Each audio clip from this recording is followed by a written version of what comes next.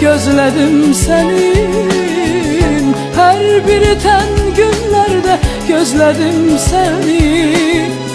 İndi dünyamda belə değişse benim, seninem bil ki her gün her zaman senin. Seninem İller ötüp geçse de bil ki yalnız seninem. Benden uzak düşsen de sen beni düşünen. Ömrümün en güzel şirin nəğməsi sen.